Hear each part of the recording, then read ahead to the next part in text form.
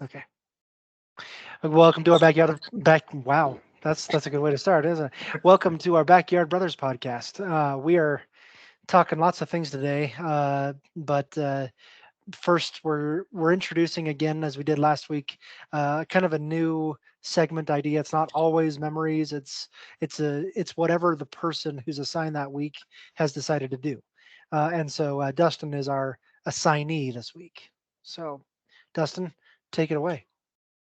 Yeah, so we're going to mix kind of a memory and a biography together and talk about Kobe Bryant, specifically Kobe's influence on the 2008 men's USA basketball team and them winning the gold medal in the 2008 Olympic Games in Beijing.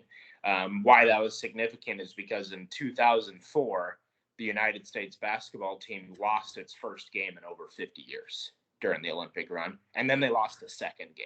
They lost two games and ended up with a bronze medal. And men's Olympic basketball, these were the best in the world, and to be embarrassed on such a large scale, to put it bluntly, was embarrassing. and and so they made a huge change.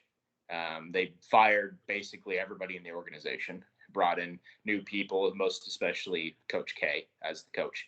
And then they made a commitment to getting the best talent.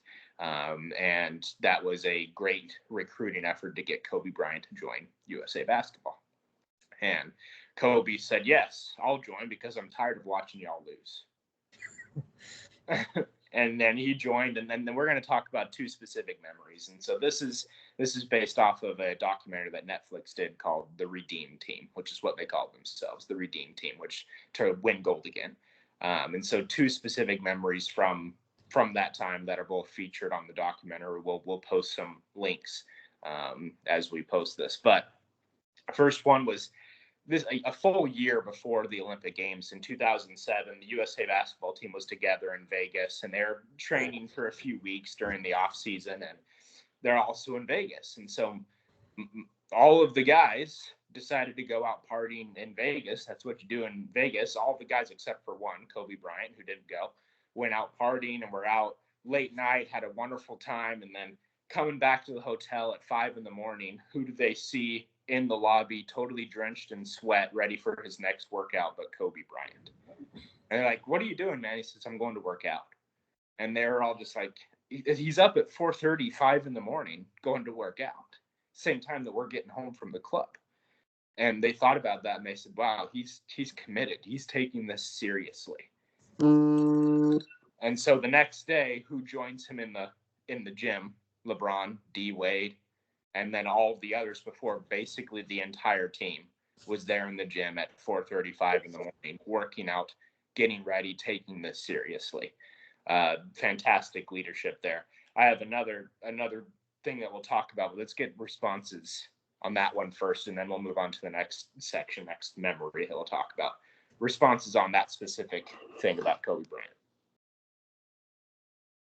Um, let me let me bring a little bit of like overall context into it as well, if I may.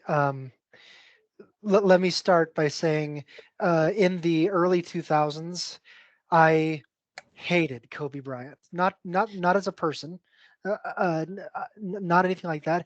It was just the Lakers were that team, that New England Patriots, right? That were winning all the NBA finals. They were doing all those things, and watching Kobe play was there's only been a few since I've seen Michael Jordan play that had that factor that he is just too good. It's not fair kind of a mentality, and that was Kobe. He was so good it wasn't fair, and he just dominated, and I hated it. I hated how good he was. I hated how good they were winning. I think they did a three-peat in the early 2000s. The 2000, '01, and '02. They won three straight, and then they won two straight again in '08 and no wait '09 and 10. Uh, and so they'd pretty much won half of the finals in the 2000s decade. They won five out of those 10, and so that's just insane.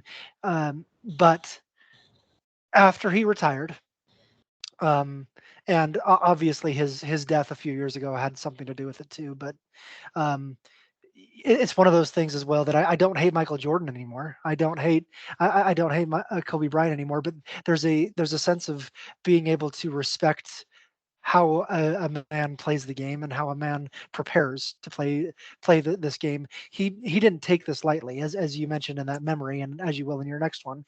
This wasn't just a hobby. This wasn't just going out and playing basketball with his friends. This was his commitment to be the best player on planet Earth, and uh, and he would do anything to get to that moment, and he would he would make sure everyone knew that maybe some guys can shoot a three-pointer better than me, maybe some guys can dunk better than me, maybe some guys can shoot free throws better than me, but you're never going to outwork me, you're never going to out prepare me. And I remember a moment, I think it's Jay Williams, the Yeah. point guard from Duke, who played for the Chicago Bulls for a year or two before an injury cost him his career, and said he was in town for uh, a game against the Lakers, and so and he says that he's getting ready to play Kobe Bryant. It's time to really get serious, and so he goes into he says he's going to go into the gym by about 3:34 in the morning to get ready for that, and he's going to be the first one there. He gets to the gym. He's not the first one there. Kobe's already there. And Kobe's getting up shots at 4:30 in the morning, and and then Jay Williams keeps shooting, and Kobe keeps shooting, and as they go through that, I mean, Jay Williams works out for about 2 or 3 hours. He doesn't know how long Kobe was there before him, but Kobe was there after Jay Williams finally said, "Okay, I'm done." Still, Kobe is working, and he goes up to Kobe after this is a video that Jay Williams had shared, and he shared the story. Um, I think Dustin, you sent me to it first, anyway. Yeah. And so, and he goes up and he asks Kobe, like, "How do you do that, man? Like, what are you doing when you can do that so long?" And he said that no one's going to beat me to the gym. I'm gonna if you and I can't remember the exact words that he used, and maybe Dustin can remember, but Yeah. it was something about that same idea that you're never going to outwork me. You can Yeah. try as hard as you can. What he said is after the game, Jay Williams Yeah. went after the game and asked Kobe, he says, what drives you? What drives you to work out for hours and hours before a game? And he says, because I saw you there. He says, and I wanted you to know that you're not going to outwork me. Yeah. He says, I took it personally. You showed up. Yeah. And so, like, it's that mentality that very few, even professional athletes, can have that level of commitment to a sport. And it's something that, love or hate Kobe Bryant, the player, you have to respect the absolute commitment to being the best player in the world at his time. Yeah. What Nancy? Yeah, I think so. One thing when you mention like the greatest players, you got Wilt Chamberlain, Michael Jordan, Kobe's in the conversation for sure, LeBron, but the only guy in that club under 6'8", I believe, is Kobe, right? And he doesn't have the same size advantages and just physical advantages that a lot of people do. And I think, or at least in the NBA, of course, we're talking about NBA players, not just regular people. But at his size, being able to outwork giants and still be better than them all around versus being, like you were saying, being good. There's some people that are going to be better at the three, some people better at dunking. But if you hone your work ethic, that's what makes you dangerous. I think no matter what your size is, what's driving the package is what's important, and that's what I think separated Kobe from anybody else's play style. We talked about that injury he had that he played through with it was his Achilles, right? Mhm. Yeah, which I've stressed that before, and it swole up like half a baseball on the back of my ankle. I don't understand how you could tear that and walk. So I think just being determined and having a work ethic that, like you guys were saying, wouldn't be outmatched is what really made Kobe special. And in that memory, I think anytime you get the chance to be around somebody like that, if you choose to learn from them, you're going to be better. And that's what he did for that USA team, was breed into them that kind of, like, either get like me or get surpassed by me. I don't know what to tell you. If you can breed that mentality into a team, you really see who wants to be great and who's just kind of along for the ride, to be like, oh, I played with Kobe. Yeah, I agree with everyone. I'll just add a few more things. It's called the Mamba mentality. We all know that. It's the Mamba mentality. Um, and that's the definition or the character of a true leader is exactly what he was doing. Um, he's able to by example, not by necessarily any speech given or anything like that, but by example, bring a team together and make them better than they could be individually. That's that's the definition of a leader. Um, I think what's so amazing about him and the reason he was who he was is he winning is all he cares about. He's going to win, and he doesn't care if it's the NBA Finals, if it's Game 1, if it's a preseason or whatever they call that, or if it's the Olympic Games. It's all the same. It's a game, and I'm going to win this thing, and no one's going to stop me from doing it because that's the best thing I'm good at, and I'm going to prove it to you. Yeah, good. And so that leads perfectly into the second part of this, which is during the Olympic match against Spain. Spain might have been the best or the second best team in the Olympics. They were fantastic. They had great players, most notably Pau Gasol, who was on the Lakers at the time and was teammate of Kobe Bryant for several years leading up to this. And they were great friends, even called each other brothers. And he was the leader of Spain and was a fantastic player. And during this game against Spain, in preparation, Kobe said, "Hey, I know what they're going to run first play, and I'm going to run through Pau Gasol. I'm going to knock him down.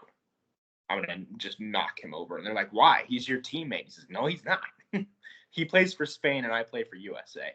And so I'm going to send that message that we're taking this seriously. And so that's what he did. Very first play, Kobe goes dead sprint as Pau sets that final screen and runs dead sprint into him, right into his chest, and just barrels through him. Absolutely knocks him to the ground. And you can see Pau is so extremely surprised and hurt. That it was a heavy blow. But it sent a message to the entire team that, as Cody said, I don't care about anything but winning. This guy's not my teammate right now. He plays for the other team. And I need to get my guys rallied up and ready to win. And I also think that he was sending a message to Pau Gasol saying, hey, next year, we remember this, because next year we got to go win the NBA Finals. And showing that. And then they did. So, yeah, we don't have to go in the same order, but I just loved the responses from the players in the documentary. In there, what they said in response, and particularly what LeBron James said. And I'm going to be a little candid, but he said, "Oh, damn, we're going to win this fucking game." That's what he said, and how much that infused that team with, okay, this guy's different. This guy's gonna we're gonna follow this guy's lead, and he's not losing this game, so we're not gonna lose this game. So. Yeah. I just sorry if we're going on order, but I was just gonna throw in. It's another part of that leading by example idea, right? He said, I know they're gonna run, but then he goes out there and shows it. He's not just showing USA team that we're gonna win this game, but he's telling Spain we're gonna win this game, and there's nothing you're gonna be able to do about it.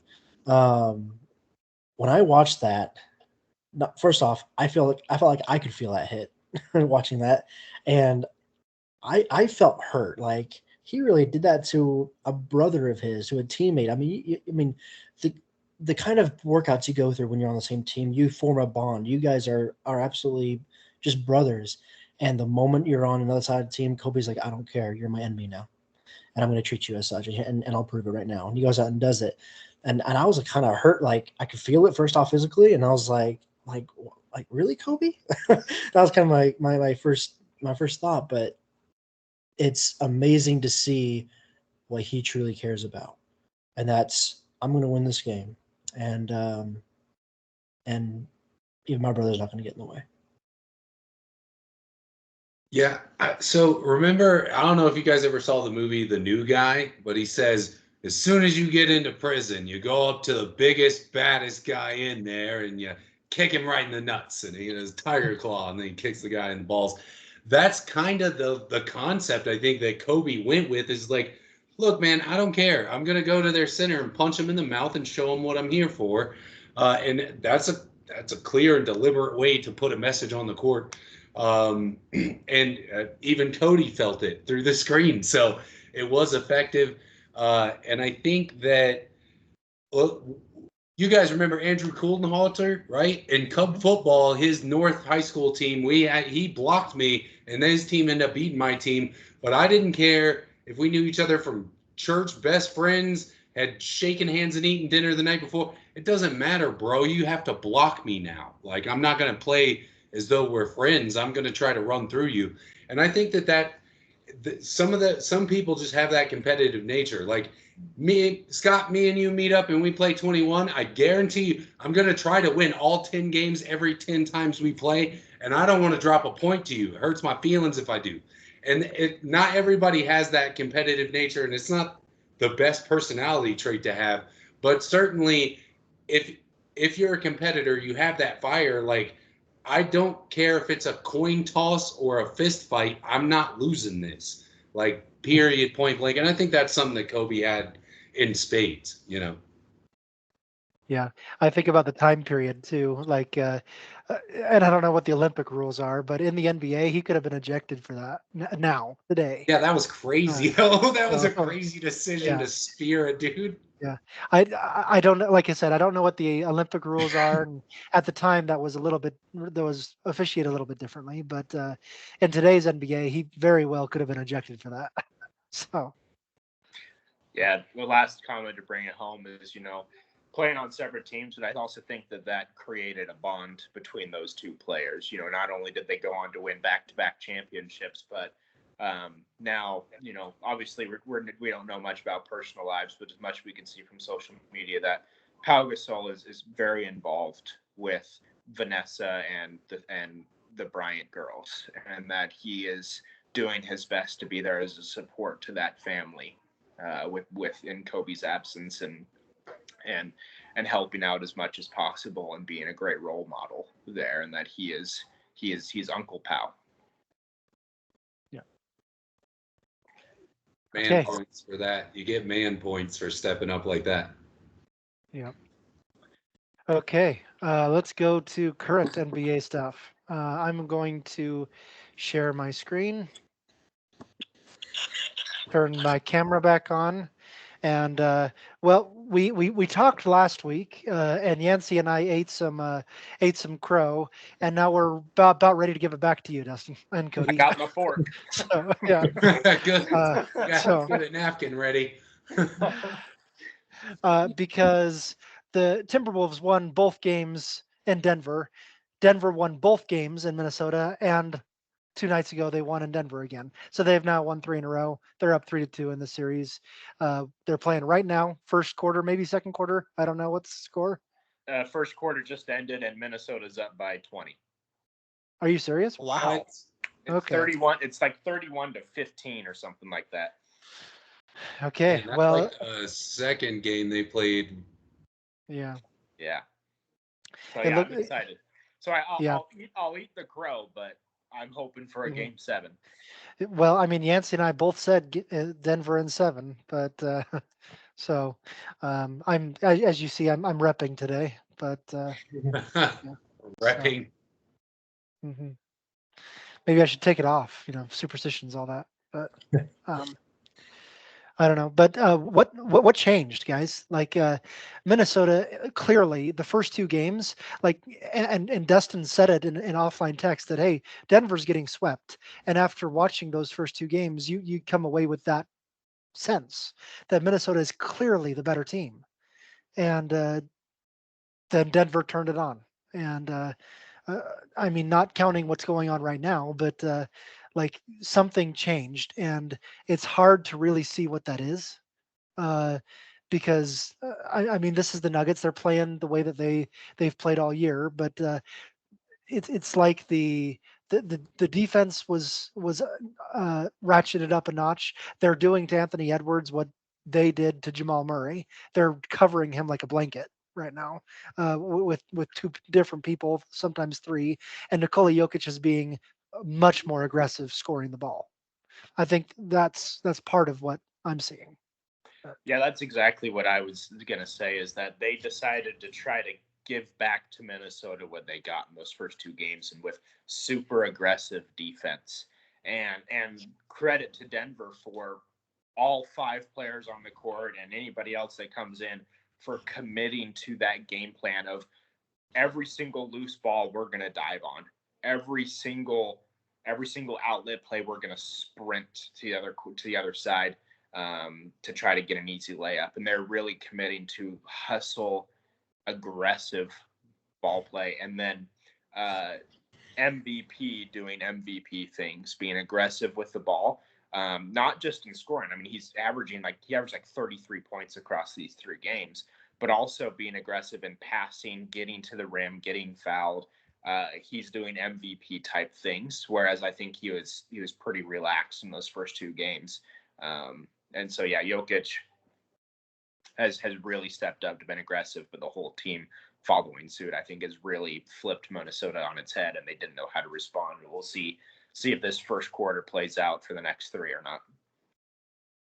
He put up 40 on Tuesday. Jokic did. So, yeah. Even dunked.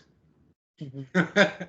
Yeah, I didn't think he could jump that high. He's 7 feet, but he Yeah. has like a quarter-inch vertical. So, Yeah, and in post-game interview, they asked him about dunking, and he, with a very wry smile, said, "Well, I'm a freak of nature." yeah. That's funny. Yancey, Cody. Yeah, Anything? I think Jokic has been playing faster, and Denver overall playing just more stingy defense against Edwards and company is what really did it, as far as I'm concerned. And it seems like in this last game, or in this next game right now, Minnesota's just figured something out of how to quicken the pace on offense that Denver can't really seem to get a hold of, like in the first two games. That's all I've really seen so far. Yeah.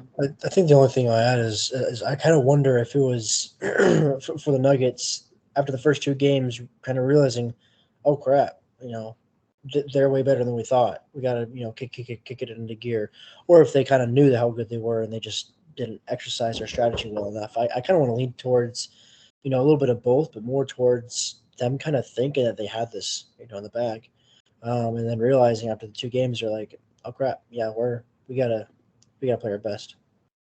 I would kind of frame it from Minnesota's point of view, honestly. I would say that the Timberwolves came out with a sense of urgency in game 1 and 2, and then kind of laid back a little bit especially in game 3. I mean, Anthony Edwards said it himself that he didn't come out with fire that he needed to in game 3. And the Nuggets have capitalized for sure. But I would say right now, it happens when you're facing elimination. You come out with a sense of urgency, and a lot of the teams that are trying to win the series say you just have to weather the storm. I don't know if they can weather a 20-point storm in this case, but it's still early. And so it's about trying to weather the storm that's going to come at you with a real sense of urgency at the beginning there. So. Okay, Pacers and Knicks. This has been a really fun series so far as well. So far, the home team has won every game. The Knicks won the first two at home. Indiana won the next two in Indiana. New York won last night. They play tomorrow night in Indianapolis. So the Knicks could win in Indianapolis, close out the series there, and go to the Eastern Conference Finals for the first time since 2000, I think, 1999, something like that. So, or Indiana could win on its own home court and send it back to the Garden. What have we seen here? So most recently in Game 5, the Knicks had like 20 offensive rebounds, right? Their aggression on offense was incredible, and it was specifically that I think in the second half they went on like a 65-40 run or something like that in the second half. Just incredible, because I think it was close to tied up at halftime, or even Indiana may even had a lead, and then they just blew it open in that second half. And it was, again, aggression, right, which is what you need in the playoffs in order to win. And the Knicks brought that, especially getting a whole lot of offensive rebounds. And then I love watching Dante DiVincenzo. He's really stepped up. Obviously, Brunson is the leader and the prime scorer of this team, but Dante DiVincenzo has been kind of the character leader here. He's played great games, and he's brought great energy, and he was 100% in Game 5 willing to throw hands with Miles Turner, who could just rip him in half, no problem. I like watching Josh Hart. 6'5" and gets averages 15 rebounds a game. Like he is such a great player from that, and I worry about the Knicks though. Obviously, they're suffering a bunch of injuries and all that, and Tom Thibodeau just wears his own players down, and so you wonder. I mean, they only have to win one of their next two games to advance, but then they're getting tired, they're getting sore, and they have to take on a whole other series to win the Eastern Conference if they want. So I worry about that from the Knicks' perspective. But yeah, I think the only thing I want to add is just noting, holy cow, these are offensive teams. You see how many points are scored total, in all these games, but then game 4 and 5, the loser hasn't even reached 100 at all. And so it's obvious at that point they're figuring out defense, and that's who's going to win these series, is whoever can figure out the best defensive strategy. It's not offensive at this point. It's going to be the best defensive strategy. Yeah, I tend to agree with you there, Cody. And I think, man, as much as the Knicks normally blow it, I think that I still think the Pacers were going to get this. I obviously have to kind of change my opinion in how quick they'll do it. But I think they're cursed and something's going to happen.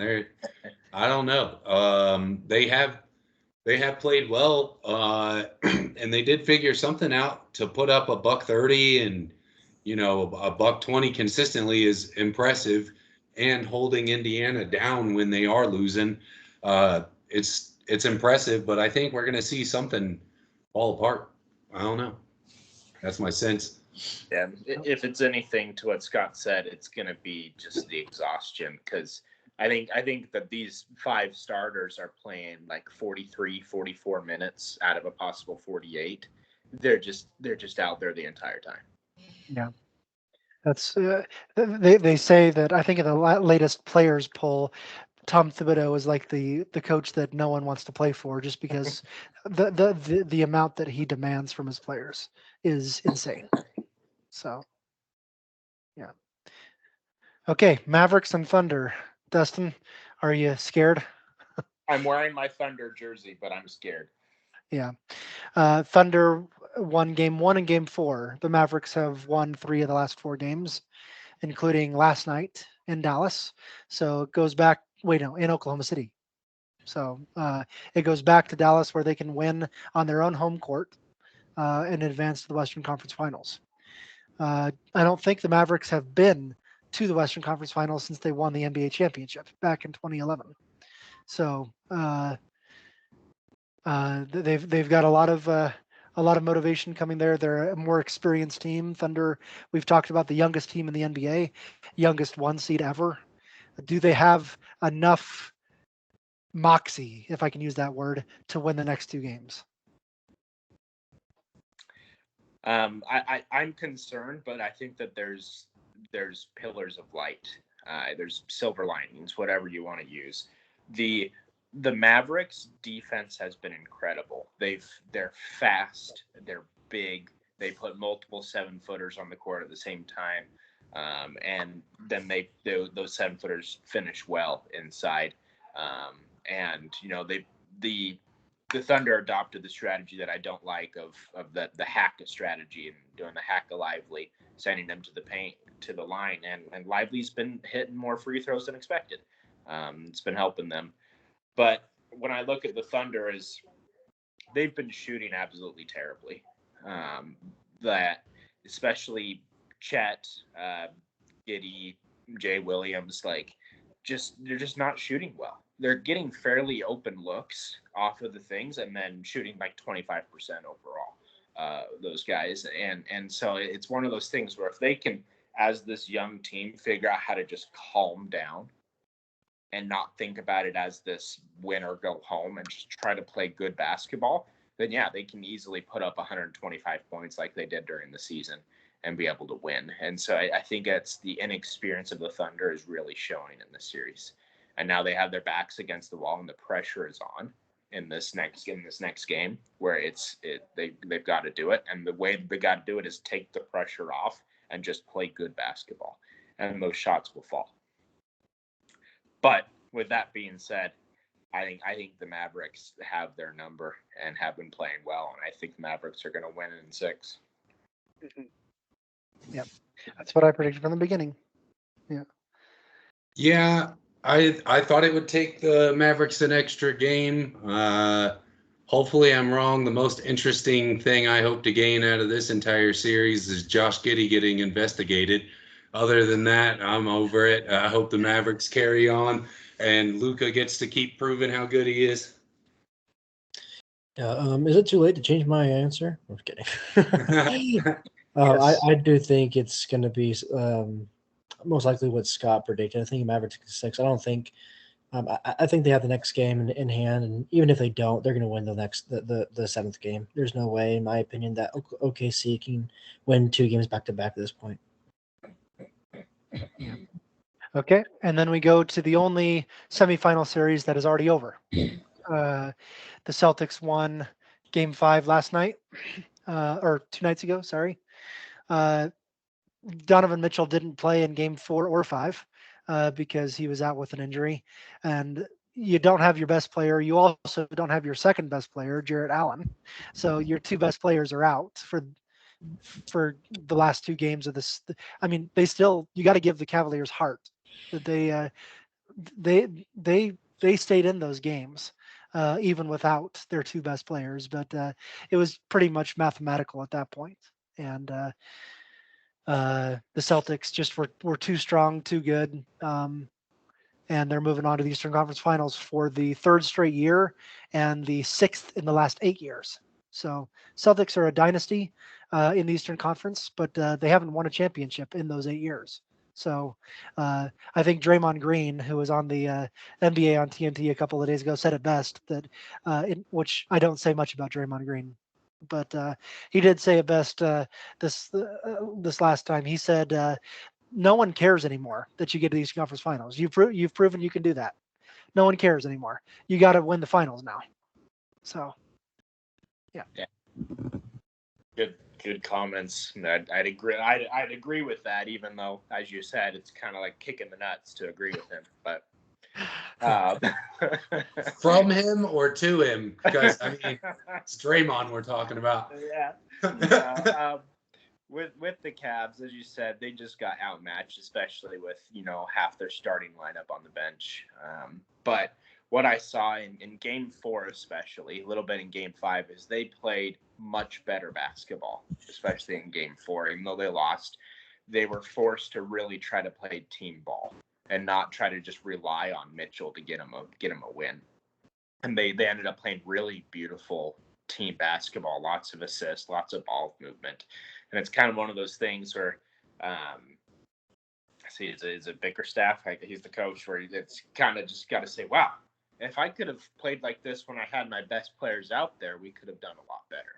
And so I think that's the thing that you got to look into going to next season. If Mitchell stays next season, is okay, how do I instill this level of play and this strategy instead of the, hey, Mitchell, go get me a bucket. And so that's what I saw, and I saw a silver lining they could take out of there. But yeah, the Celtics are the quietest dynasty. Quietest because they've only been to the finals once in the last 8 years, despite having 6 Eastern Conference Finals appearances and all of that. But yeah, if I'm Danny Ainge back in 2011, 2012, I got to feel pretty proud and of what I did, even though it was so shocking at that time that he traded away 3 or 4 Hall of Famers for 6 draft picks, basically.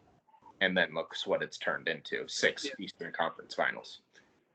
Those draft picks were Jason Tatum and Jaylen Brown. Yeah. So that helps. Yeah. And I'll turn it over to you, Yancey and Cody, in a second. But touch on something that Dustin said, that if Mitchell comes back, like, this could be the end for Cleveland for a little bit, because Donovan Mitchell's a free agent and he's been notably silent about whether he wants to return to the Cavaliers next season. So I think a little bit of what we're seeing from Boston is what I think of as a dynasty hangover. Okay. So, like how the Patriots, I'm going to love how the Patriots are going to suck for the next 10 to 15 years, just because they're trying to recapture this thing that it only comes around every once in a while in history. It's like you're trying to align planets or something, do magic. And when that happens, it's hard to duplicate. You can't recreate that. And they had this Larry Bird dynasty and all these great teams that went, how many championships have the Celtics won overall? They're up there with 17. 17. So, I mean, in competition for most amongst NBA teams, I believe, right? Yeah, They were Lakers number have one. 8. Yeah. Lakers have 18. Oh, Lakers have 18? 18. Okay. So Okay. now, and then look at those same teams. They do great for that long span of time, and then they get right there and they can't do it again. They'll get to the playoffs consistently, but they won't recreate that same thing where they're year in, year out one of the better teams. Same thing happened to the Lakers. Same thing happened to the Pistons. Like, just teams that did too good for their own good. The Bulls. I can go on. There's teams that just, they have this culture of success, and then once the guy who was there that was creating that culture leaves, it dies within the community, and there's nobody. You have to have somebody there that jump starts it and is the new version of that thing that was there before. Mm-hmm. And I think that's what's affecting the Celtics right now. Jason Tatum might very well be that thing, though. Yeah. It's to me, it just reinforces the idea of how hard it is to win a championship. There's only every year there's just one team that's going to win, and that's every sport, right? One team is happy at the end of the season. Uh, in the grand scheme of things, I mean, obviously there's more to it. Some people's seasons are different. Some people's goals are different, but in the end, you want to win a championship, and only one team every year does that, and it just shows how difficult it is to win one. And it goes back to Kobe Bryant winning 5 out of 10. Like, that's a pretty amazing thing, considering how hard it is to do. I don't have anything else to add. Okay. Cody looks like he's in deposition. What's that? At a deposition. Okay. Oops. Confirm. Stop I'm not going sharing. to say why I know that word. Not on a live stream, anyway. It's because you read it in a book. We'll go with that. That's a way better answer than anything I could have made up on the spot. Okay. Yeah. All right. The NFL schedule was released a couple days ago, and there's a lot of fun slate of games as it is every year. Obviously, we already knew who was playing whom. It's just about when they're scheduled is what we didn't know, because the NFL has a rotating basis. You play one division, and you rotate the divisions that you play in a certain way, and so everyone knew what everyone's schedule was like a year ago. But as far as when they play, and what kind of Sunday night and Monday night football games and prime time games. Like that's what we didn't know, and so that was released, and we want to talk for 5 or 10 minutes about some of the games we're excited about, some of the matchups that seem really juicy, and things like that. So there's not an order, there's not a format here. Just fire away with what you're excited about or anything you want to talk Well, about. I'll go first. Let's go week 1, Monday Night Football. It's like the NFL is just basically saying, let's try this again. they have the Jets going out there, Monday Night Football again, and I wonder if Aaron Rodgers is going to be running back out there with the flag again, part 2. And I How, saw, ma- I how saw many something plays that do you think he's going to last? yeah, his other Achilles could do the funniest thing ever. I saw something saying that. It was hilarious. But putting that all aside, let's say everything goes well. That should be a good matchup. Aaron Rodgers with the Jets has a good supporting cast around him, and the 49ers just continually be a great team with Kyle Shanahan leading that. And so that should be a good game. We'll just see if Aaron Rodgers can make it at least 5 plays this time. So, but that's the first thing I want to mention. I'll let you guys pitch in some other things. Well, Yeah. that matchup is juicy in itself, just because it's teacher versus student. Kyle Shanahan going against his former defensive coordinator Robert Saleh in that game too. Two friends know each other really well, good friends. But yeah, go ahead, Yancy. I think that'll be interesting. I think that Aaron Rodgers is going to come back and just play like crap the first 4 games, and then he'll get set down. That's just my personal opinion of how that's going to go. It's really tough to come back from season enders and then have good performances. I think in history we've seen that it just really affects you. Unless you're Peyton Manning, you can't break your neck and go play for another team and win a Super Bowl. That's just kind of how it is. Not that he broke his neck or anything, but my hero Peyton Manning did do those things I just mentioned. Yeah. A couple of things I saw, the strength of schedule release, and it's fairly even across the board. Nobody's super egregious in strength or weakness of schedule, but it's fairly easy in that teams that did poorly have a weaker schedule, and teams that did well had a very strong schedule. The exception I saw was the Chiefs, which are kind of 2/3 of the way down, which is kind of good for me. Their strength of schedule is mid tier at best, and so I thought that was interesting. The other thing is, the NFL is trying to expand to global markets, and outside of the U.S., nobody cares. And so they're trying to do that, and they're getting some good reaction there. But I saw that I think one of the games is in Sao Paulo, 6,000 miles away or something. Mm. Yeah, I thought, wow, that's to have them fly, all the way to the other side of the hemisphere, and that was crazy. Yeah, very week I 1. forget who was playing. Sao Paulo, Brazil. Yeah, that's Yes. the Packers and the Eagles are playing on Friday. Sao At Paulo, yeah. 8:15 p.m. in Sao Paulo. So it's the second game of the season. Yeah. I also realized and read a story going back to your Chiefs, Dustin, that like the Chiefs organized or the NFL organized the Chiefs away games around Taylor Swift concerts. So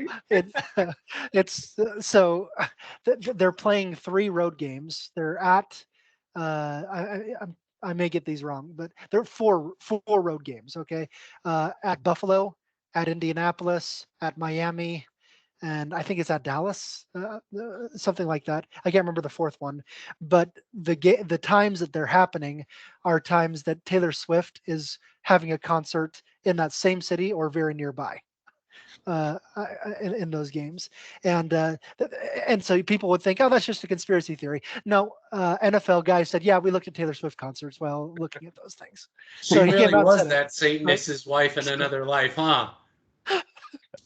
Yep. Hey. So I just thought that was, I mean, it's not about Taylor Swift and Travis Kelsey. It's about ratings. It's about getting people to watch your your game. And when Taylor Swift, the superstar of all superstars right now, is invested in a football game, you're going to try and match your schedule to do it. It's a business plan, and it makes sense, obviously. So Yeah.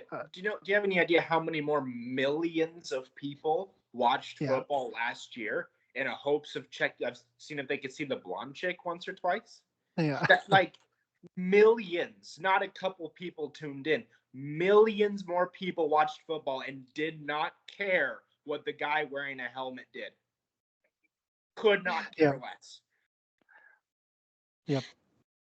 It's true, and we all see that it's marketing and there's a business strategy. At the same time, I struggle to understand how someone can tune in and watch an entire game just to hopefully see Taylor Swift 3 times on the camera, and that's just personally, maybe just because I'm a football fan, I'd rather watch the football game, but I struggle. I mean, it's great, but I struggle to understand how someone can sit down for an entire game. I mean, I assume they do. I don't know. Just to Taylor's there, so I might as well wait until I see her face pop up and oh my gosh, there she is. Like I don't get it. Like what? Bro, I got a robot genius in my hand, and I could just ask it to show me 1,000 images of her. It doesn't make any sense. There's an AI that I could ask to generate photos of her riding the moon or whatever I felt like asking it to do. So that's completely idiotic to me. I don't understand it. Good for the Chiefs. Good for her. I hope they all get super rich from whatever they're figuring out. But they figured it out. Like I'm not gonna stun about that. I wish her manager was representing me and I had a talent to sell out the stadiums the way she does. I don't think it should steal focus from the sport to be like, just go buy a ticket to her damn concert and actually help her out. You're not doing her any good by clicking on her boyfriend's sport. That's dumb. She's just trying to support the dude. Yeah. No, Yeah. it's go ahead, Dustin.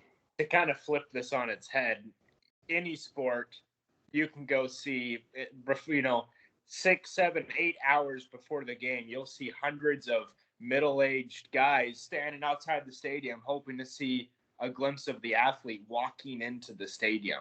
And they'd be like, wow, he's real. He touched me, bro. People do that all the time. They go there like, wow, he's real. Like he has a car. And then people just watch him, and then people figure out where people live and just stand outside their house hoping to get a glimpse of some athlete, whether it's Aaron Rodgers or LeBron James, and just to get a picture of him. There's thousands of people whose whole job is to get pictures of sports stars and sell them in magazine. Yeah. And so to kind of flip it on its head, there's just as many crazy middle-aged males chasing down other guys instead of women. True. So Yeah. Pretty funny flex that you pointed that out too. It's absolutely true. And talking about wanting to see other things, I mean, like how many people tune into the Super Bowl because there's a halftime show and no other reason? Like I remember on the radio, I still remember this a few years ago when Justin Timberlake was doing it at the halftime show for 2016, the Falcons Patriots, I think was when he was performing, and the radio was really funny. It said, "Hey, there's a whole big Justin Timberlake concert. I think it's around some kind of game, but but there's a big Justin Timberlake concert that we're gonna go watch on TV." And obviously it was tongue in cheek, but there is that idea. People go for the commercials too. They don't want to see the game; they want to see the commercials. yeah, tune into channel 28 or 3. Man, those Breton circuses are working really good. Don't look at the empire crumbling around us. Sorry. So, I mean, it happens. It's there's a big business model there, and it's true. But getting back to the matter at hand, I mean, looking at every single team except one has a primetime game this year, and I like that. I liked the way that they did that. I'm in the minority, I think, but a couple years ago, every team played on Thursday night football at some point in the season. That was the way that it was structured, and unfortunately, that meant that we saw a couple of really shit teams play play Thursday night football against each other, and the ratings were bad, and that's why they're not doing that anymore. But I liked giving every team one primetime game. The Carolina Panthers are the one team that doesn't get a primetime game at all this year. I think most people are okay with that. Should But have earned it last year. They earned it this year by their performance last year. They had 2 Yeah. wins last year. Yeah. Every other team has at least one. I think the Cowboys have the most because they're the Cowboys. Cowboys. But but 49ers have a bunch too. Obviously, 49ers Chiefs, the 2 Super Bowl contestants, have a whole lot this year because people know that they're going to be good and you want to watch them. So, yeah. So there's another game I want to point out. Week 2 this time. Obviously, we got to point out the number 1 overall pick at some point when we're talking about games, right? So we all know what our feelings are, right? But let's just focus. He is number 1 overall pick. Week 2, the Bears take on the Texans. That's a very interesting game to me because we all know how well the Texans did last year, surprisingly for most people, not me. But I'm excited for the C.J. Stroud with a year experience after winning offensive rookie of the year, going up against the supposed generational talent of Caleb Williams, who's going to be owning the league in 2 years or something. With what really looks like an all-star cast set up to be around him. How is that going to fare against a really good Texans defense and what's already been proven to be a really good Texans offense that only got better during the offseason? That is a game that I'm excited for, and that is also why it's a Sunday night football game. Yeah.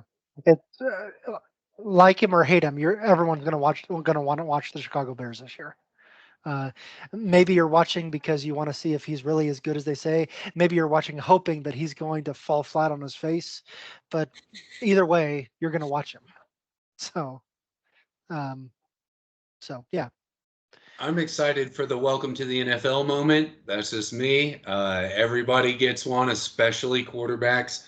And just kind of, I'm one of those big mouths, but even I like getting hit in the mouth when I'm talking too crazy. So I'm excited to see that kind of like, all right, bro, go ahead and back it up because it's all fun and games until somebody pops you. And I'm interested to see the hit and then the reaction and how he plays after getting that first NFL level hit laid on him. Yeah. What did Mike Tyson say? Everyone has a plan until you get punched in the face. That's correct. Yeah. That is 100% everybody correct. else has a plan. That's something like that. Everyone have a plan until they get. Everybody have a plan until they get punched in the face. My favorite Mike Tyson quote. Now get your ears on, your big boy ears on. Is "I'll rape you till you love me, you little white bitch," and that's just personally my favorite. And he said, "I'll fuck you till you love me," but and I thought, wow, what an intimidating and psychotic thing to say to a guy that you're gonna fist fight later. Yeah. Okay. Okay. We're gonna. No, you're fine. You're totally fine. I'm just moving us along because of time. So we're gonna check on the Stanley Cup playoffs because we haven't done that in a few weeks. So I'm gonna pull up the screen again, and so we are in the semifinals here too. So far, Dallas did come back and beat Vegas Golden Knights in 7 games.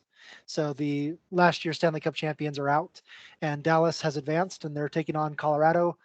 They were up 3-1 until last night. The Avalanche saved their season and won.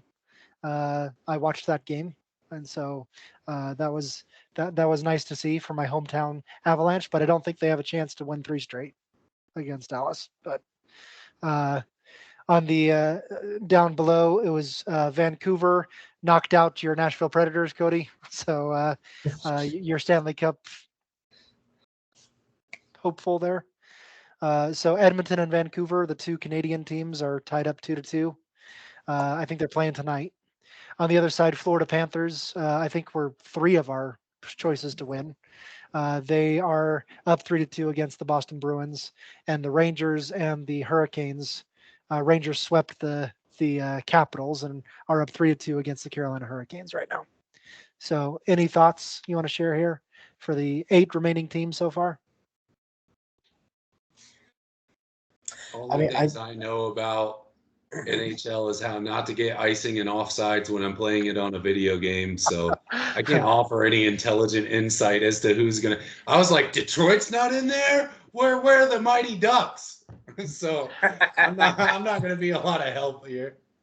I don't think any of us are, but the only real analytical insight I can give is, Dallas being a favorite, having to go 7 games and then now going 6 games against Colorado, that we know that has a chance to really wear down your team. And so it'll be interesting to see how they do, if they can, close out the series against Colorado and then have to play another tough series against one of the Canadian teams. I think what I want to point out is just looking at all the current scores of the games right now: 3-2, 3-2, 3-2, 2-2. No, that's not the score. No, Cody, that's winning games. That's what I'm talking about. Oh, okay. That's what I meant. That's what I'm saying. I'm sorry. Sure. Okay. But looking how close these games are, so 3-2, 3-2, 3-2, and then 2-2. Like, what an awesome finals right now. I mean, every single game is close, so that's got to be really exciting for a lot of the hockey fans right now.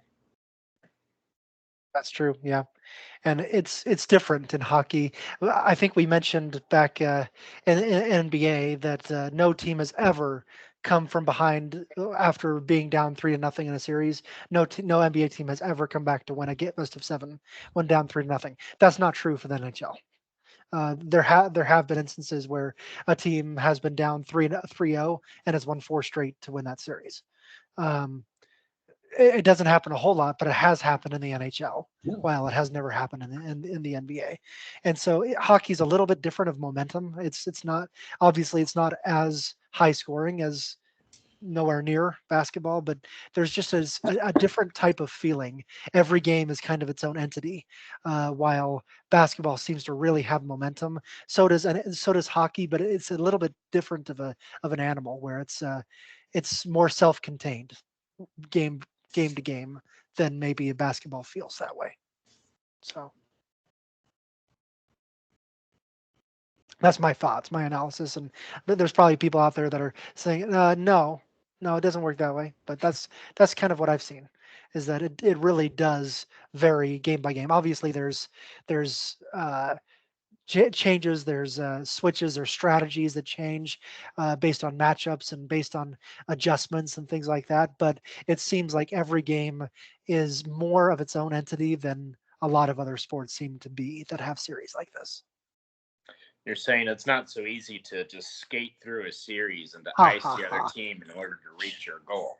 Oh, how punny, Dustin. Did it take you a while to cobble that together? What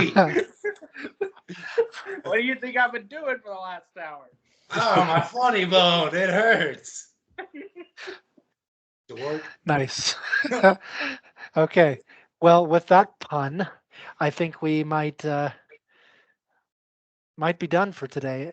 Next week is the 22nd, I think, right? So 23rd. Yep. No, second. Well, yeah, Wednesday. Yeah. So I think we'll be reviewing several semifinal series that should be over at that point and talking about some conference finals. We'll probably be doing some more predictions offline because they'll happen before we meet again. They'll start again before we meet again, I mean. And so that's what we'll be talking about mainly next week. I'm sure there'll be a few other things along with a segment by, I believe I'm up next. So I'll have to think about what that is. So, and we may find a couple other things to talk about, but any last thoughts today? Timberwolves are up by 19 at the half. And so they're keeping really the gas down. Really bringing it to the Nuggets. And Nuggets have only scored 40 points. And so they've stepped in. And so hopefully hopefully for me, hoping to see a Game 7, and as a Timberwolves fan, I'm hoping that this continues through the second half, but we'll see. Yeah. I do have one last thing. So this Saturday, I'm excited because I'm taking Theo, my older son, to his first baseball game. And so Nice. knowing what sports are and how we cherish them with families, and that's how memories are made, I'm excited this is going to kind of be his first any kind of game experience. Although he'll probably lose interest after 25 minutes or something, but it's that's not the point, right? The point is he's there with dad, kind of an environment, kind of gets to see what a game looks like. So I'm really excited about that, and I'll look forward to maybe sharing a little bit from my perspective as dad, taking my son for the first time to a game on next podcast. So I'm excited for that. Yeah, that's Yeah. great. Yeah. Great. Um, This past Saturday, I took Sam to the Demolition Derby, right? One of those different sports that we don't talk very much about, but a fun, unique sport where he absolutely loves seeing all the car crashes, and people won and people earned money doing it. So it's a sport. haven't taken Demolition Ivy Derby to is what I anything call yet. my childhood. Sorry. Go ahead. No, I haven't taken Ivy to any live sport games yet, but I mean, she's watched basketball and she loves to go pick up a basketball and bounce it on the pavement and all that. So, yeah, hoping to get her interested in that and live vicariously through my child, right? Yeah. So, That's funny, Dustin, because Theo has been really into watching demolition derby type like for kid. I don't know how monster truck show things, whatever it is, monster trucks. So that's really funny. He's really into that. So I've been thinking about trying to find something like that for him too. That's dope. all right. Well, we will talk next week, and we'll talk much offline about basketball coming up in the next week. So, talk to you in 6 days. Yeah. Later.